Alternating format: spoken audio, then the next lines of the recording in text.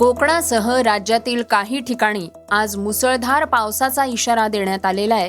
तर 1 ऑगस्ट पासून म्हणजेच आजपासून LPG सह रेल्वे तिकिटांच्या नियमातही मोठे बदल झाले आहेत. सरकार गर्भलिंग निदान प्रकरणातील आरोपींवर मोक्का लावण्याच्या तयारीत आहे. तर RBI कडनं FD बाबत नवे नियम जारी करण्यात आलेले आहेत. स्पेनमध्ये 50,000 स्थलांतरितांनी बेकायदा प्रवेश केलाय. तर जसप्रीत बुमराहचा फिटनेस अहवाल समोर आलेला आहे. याशिवाय सोनाली बेंद्रेची लवकरच मराठी चित्रपट सृष्टीत एंट्री होणार आहे. या बातम्या आपण आजच्या पॉडकास्टमध्ये ऐकणार आहोत. नमस्कार, मी गौरी कुबेर. आज 1 ऑगस्ट वार शनिवार. तुम्ही ऐकत आहात देशातील number 1 Marathi news website isakal.com podcast. पॉडकास्टची पहिली बातमी पावसासंदर्भातली आहे. राज्यात पावसाचा जोर अद्याप कायम आहे. आजही राज्यात अनेक भागांसाठी हवामान विभागानं पावसाचा इशारा दिलाय. आज कोकण आणि घाट माथ्यावर मुसळधार पावसाची शक्यता आहे. मध्य महाराष्ट्र आणि विदर्भातही काही ठिकाणी हलक्या ते मध्यम सरी बरसण्याचा अंदाज आहे. नाशिक, पुणे आणि रायगड जिल्ह्यात काही ठिकाणी पावसाचा ऑरेंज अलर्ट हवामान विभागाकडनं जारी करण्यात आलेला आहे. तर नंदुरबार, ठाणे, सातारा, कोल्हापूर, सिंधुदुर्ग, रत्नागिरी, वर्धा आणि चंद्रपूर या जिल्ह्यांसाठी येलो अलर्ट देण्यात आलेला आहे. याशिवाय सांगली, सोलापूर, बीड, धाराशिव आणि लातूर जिल्ह्यात हलक्या सरींची शक्यता हवामान विभागानं व्यक्त केली आहे. उर्वरित राज्यात ऊन सावल्यांचा खेळ पाहायला मिळणार असून काही ठिकाणी तुरळक पाऊस पडू शकतोय, असं हवामान विभागाकडनं सांगण्यात आलंय. पॉडकास्टची दुसरी बातमी आजपासून बदलणाऱ्या काही नियमांबाबतची आहे. आज 1 ऑगस्ट 2026 पासनं सर्वसामान्यांच्या दैनंदिन आयुष्यावर परिणाम करणारे काही महत्त्वाचे नियम लागू होत आहेत. या नियमांचा थेट परिणाम तुमच्या खर्चावर आणि आर्थिक व्यवहारांवर होऊ शकतो.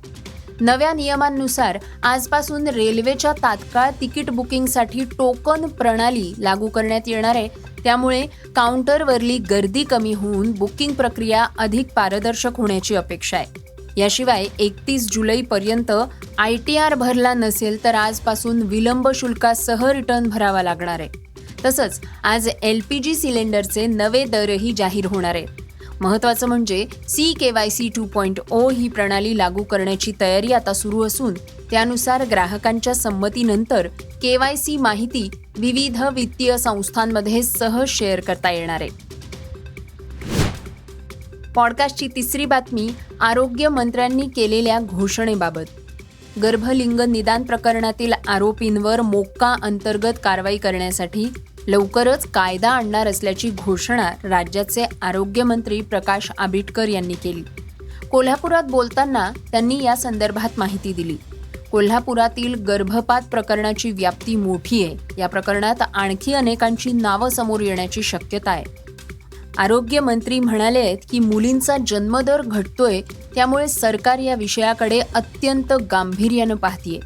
गर्भलिंग निदान आणि बेकायदा गर्भपाताविरोधात राज्यभर विशेष टास्क फोर्स स्थापन करण्यात येणार आहेत. या गुन्ह्यांतील आरोपींवर मोक्का कायदा लागू करण्याच्या बाबतही चर्चा सुरू आहे आणि पुढील अधिवेशनापूर्वी आवश्यक कायदेशीर प्रक्रियाही पूर्ण होण्याची अपेक्षा आहे. पॉडकास्टची चौथी बातमी ऐकूयात FD संदर्भातल्या नियमांची. भारतीय रिझर्व्ह बँकेनं मुदत ठेवींच्या म्हणजेच फिक्स्ड डिपॉझिटच्या व्याजदरांबाबत महत्त्वाचा नियम जाहीर केलाय. 1 ऑक्टोबर 2026 पासून हा नियम देशभरातल्या सर्व बँक्समध्ये लागू होणार आहे. RBIच्या या नव्या नियमानुसार रोजच्या कामकाजाच्या दिवशी सकाळी 10 वाजेपर्यंत सर्व बँकांना त्यांच्या अधिकृत संकेतस्थळावर बल्क डिपॉझिटवरला व्याज दर प्रसिद्ध करावा लागणार आहे. यासाठी कमाल 10 मिनिटांची मुदत देण्यात आलेली असून सकाळी 10:10 कोणत्याही परिस्थितीत दर लपवून ठेवता येणार नाही. पॉडकास्टची पाचवी बातमी स्पेनवरल्या संकटाची. स्पेनसमोर पुन्हा एकदा स्थलांतरितांचं मोठं संकट उभं राहिलंय. मोरोक्कोमधून हजारो स्थलांतरितांनी स्पेनच्या सेउटा या सीमेत प्रवेश करण्याचा प्रयत्न केलाय. गेल्या 24 तासात समुद्र आणि जमीन मार्गे सुमारे 49,000 स्थलांतरित सेउटा भागात पोहोचल्याची माहिती स्पेनच्या गृह मंत्रालयाने दिली आहे. परिस्थिती नियंत्रणात आणण्यासाठी स्पेनला सीमेवर सैन्य तैनात करावं लागलंय. यावेळी झालेल्या गोळीबारात 18 जणांचा मृत्यू झालाय असं वृत्त आहे. 2021 नंतरचं हे सगळ्यात मोठं स्थलांतरितांचं संकट मानलं जात आहे. चांगल्या रोजगाराच्या संधी, आर्थिक स्थैर्य आणि सुरक्षित आयुष्याच्या शोधात अनेक जण युरोपमध्ये प्रवेश करण्यासाठी सेउटा आणि मेलिला या सीमावर्ती शहरांचा मार्ग निवडतायत. पॉडकास्टची 6वी बातमी ऐकूयात क्रीडा विश्वातनं. आगामी श्रीलंका दौऱ्यावर भारतीय संघाला बुमराहशिवाय खेळावं लागणार आहे अशी चिंता चाहत्यांना सतावत होती. पण आता जसप्रीतचा फिटनेस रिपोर्ट आलेला आहे. तो श्रीलंका दौऱ्यासाठी पूर्णपणे तंदुरुस्त असल्याचं BCCI कडनं सांगण्यात आलेलं आहे. भारतीय संघ पुढल्या आठवड्यात श्रीलंका दौऱ्यावर जाणार आहे. या दौऱ्यात 2 कसोटी सामने खेळणार आहे. यापैकी पहिला सामना हा 15 ऑगस्ट रोजी गॉलमध्ये, तर दुसरा सामना 23 ऑगस्टपासून कोलंबोमध्ये खेळला जाणार आहे. जागतिक कसोटी अजिंक्यपद स्पर्धेची फायनल गाठण्याच्या दृष्टीनं भारताला पुढील प्रत्येक कसोटी सामना महत्त्वाचा आहे.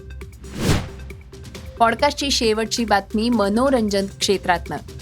अभिनेत्री सोनाली बेंद्रेचा प्रेझेंटर म्हणून पहिला मराठी चित्रपट सोहळा येत्या 16 ऑक्टोबरला राज्यभर प्रदर्शित होतोय. या चित्रपटाद्वारे ती एका नव्या भूमिकेत प्रेक्षकांसमोर येतेय. सामान्य माणसाच्या अंतर्मनातलं सामर्थ्य सांगणारी ही कथा आपल्याला पहिल्या रीडिंगमध्येच भावल्याचं सोनालीनं म्हटलंय. महत्त्वाचं म्हणजे या चित्रपटासह ती मराठी चित्रपट सृष्टीतही पदार्पण करतेय. साईकत बागबान यांनी सोहळा या चित्रपटाचं लेखन आणि दिग्दर्शन केलंय. हे होतं isakal.comचं पॉडकास्ट, अर्थात सकाळचं पॉडकास्ट.